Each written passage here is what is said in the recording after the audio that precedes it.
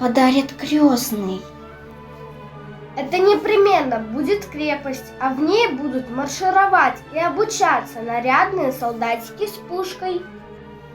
Нет, нет, крестный рассказывал мне о прекрасном саде. Из сада выйдет девочка и будет кормить лебедей сладким марципаном. Лебеди не едят марципана.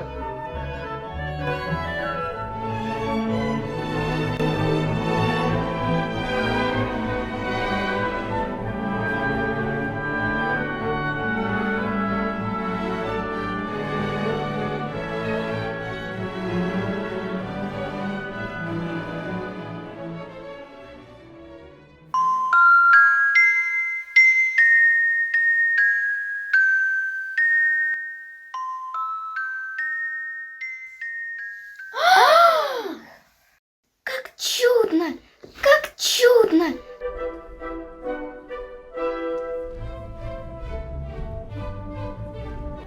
Ах, какое красивое, какое милое платьице! И мне позволят в самом деле его надеть.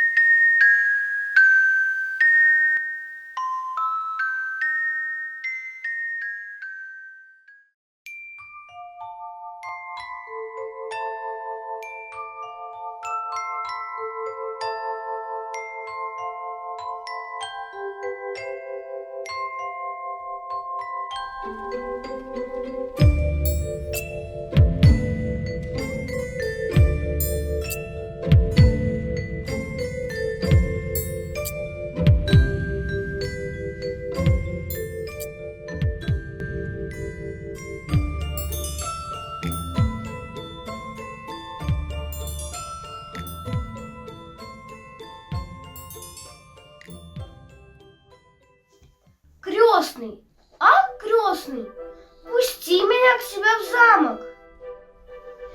Этого никак нельзя.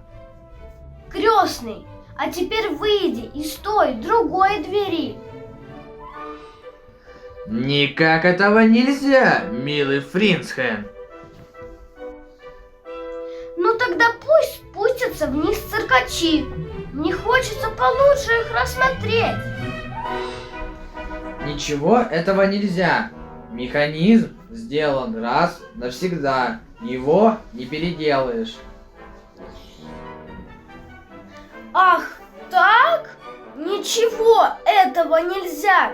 Послушай, крестный, раз нарядные человечки в замке только и знают, что повторять одно и то же, так что в них толку? Мне они не нужны. Вот мои гусары куда лучше. Они маршируют вперед-назад, как мне вздумается, и не заперты в доме.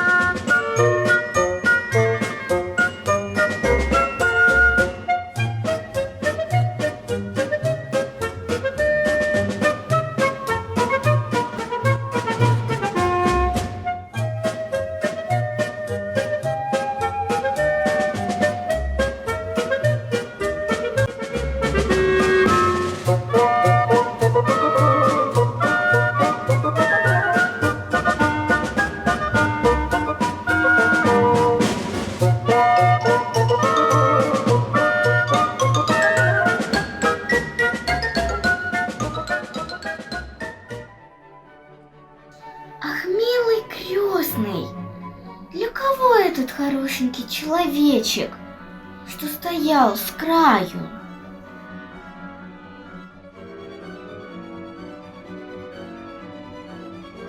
Он, милая деточка, будет усердно трудиться для вас всех. Его дело аккуратно разгрызать твердые орехи.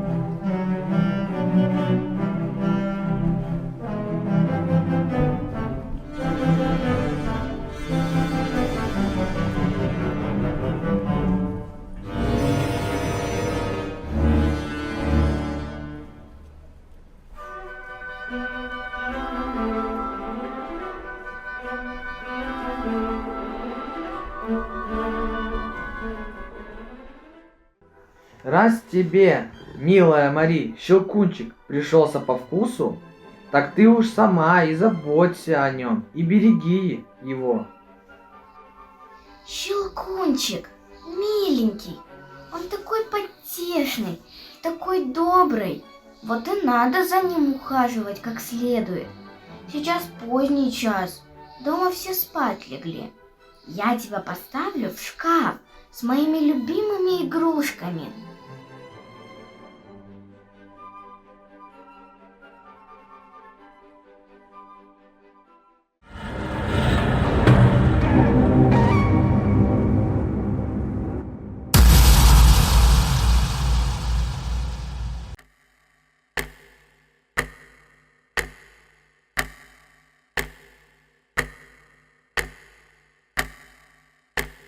Не хрипите громко так.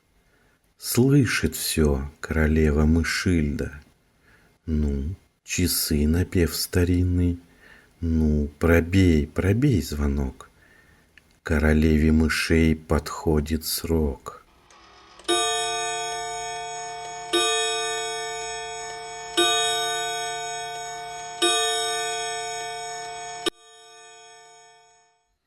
Крестный, послушай, крестный, зачем ты туда забрался?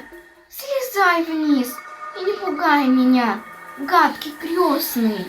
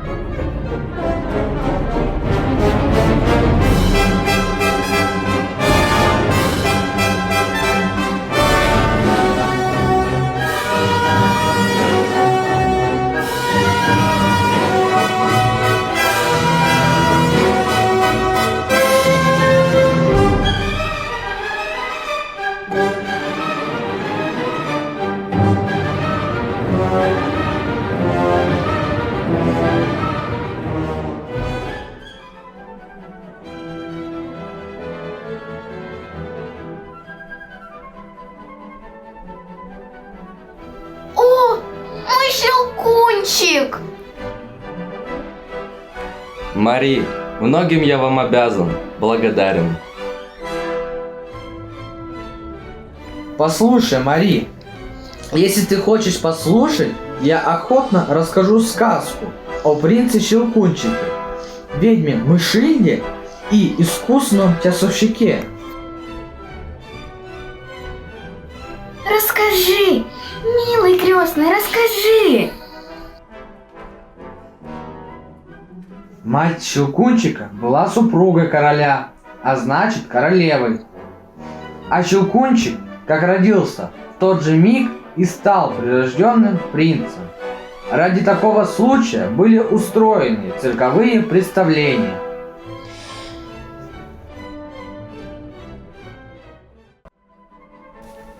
Слушайте все! Сегодня у нашего наследника день рождения. В честь маленького принца, наследника короля, принца Щелкунчика, цирковое представление.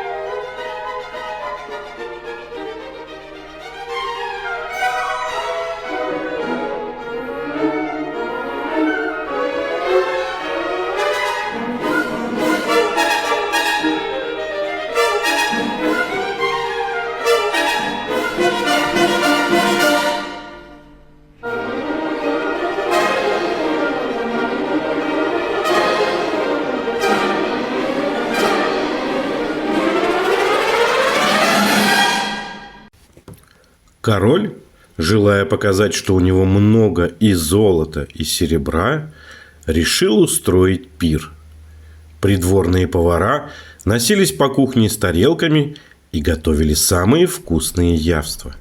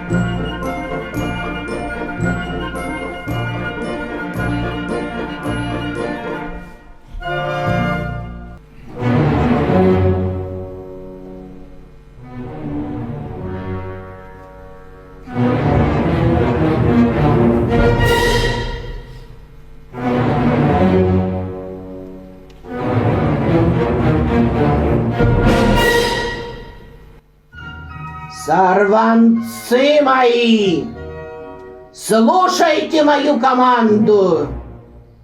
Мы отведаем и полакомимся колбасами и салами, приготовленными для праздничного стола. За мной!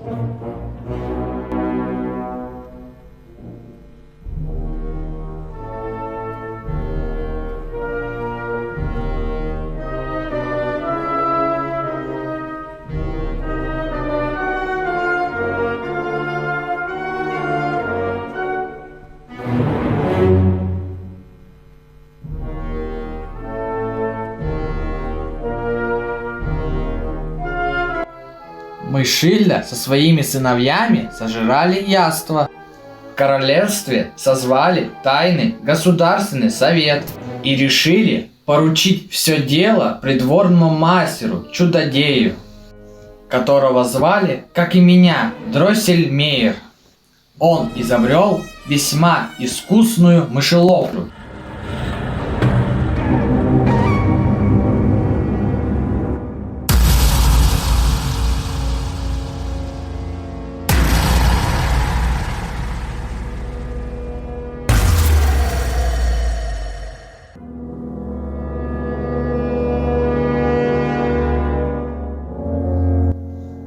Мои мышата все попались в ловушку. Но берегитесь, я загрызу малютку.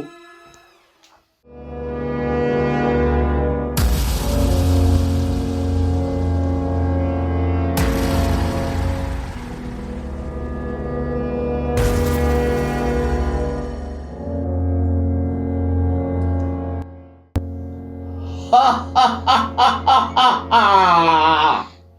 Я изуродовала тебя! У тебя сейчас рот до ушей! Ха-ха-ха-ха-ха-ха-ха-ха-ха!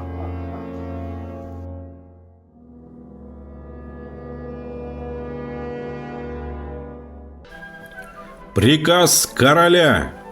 Дроссельмейер из Нюрнберга должен в течение месяца вернуть принцу прежний облик.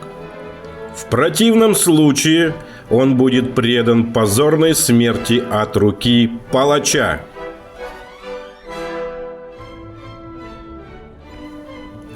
Три дня и 3 ночи без устали работали Дроссельмейер со звездочетом. Наконец все стало ясно. Чтобы избавиться от волшебства, которое изуродовало принца, и вернуть былую красоту, ему достаточно съесть ядрышко ореха крокотук. В поисках ореха крокотук Дроссельмейер и придворный звездочет странствовали по всей Азии.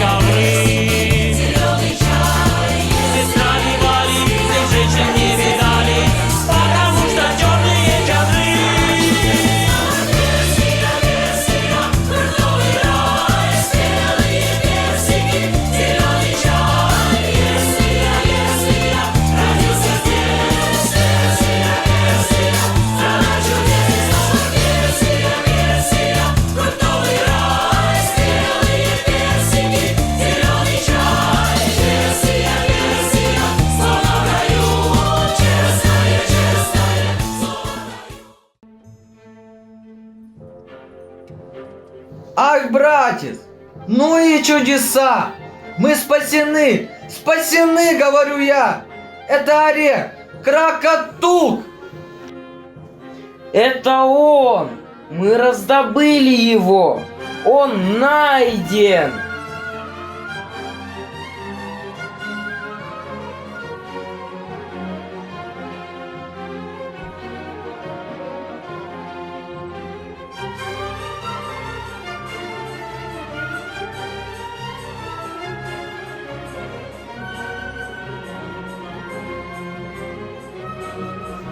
Крестный, а что дальше?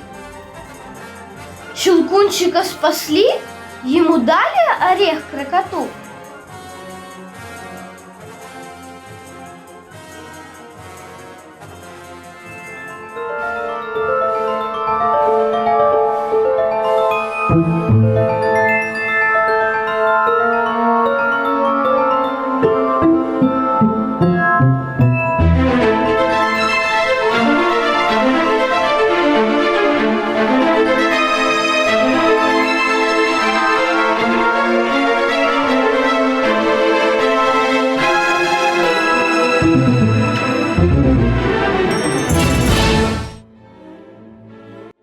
Щелкунчик ловко очистил орех и тут же проглотил ядрышко. И, о чудо!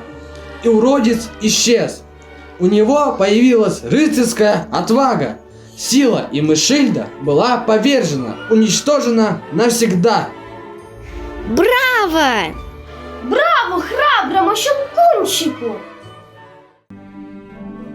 А теперь нас все ждут на новогоднем балу.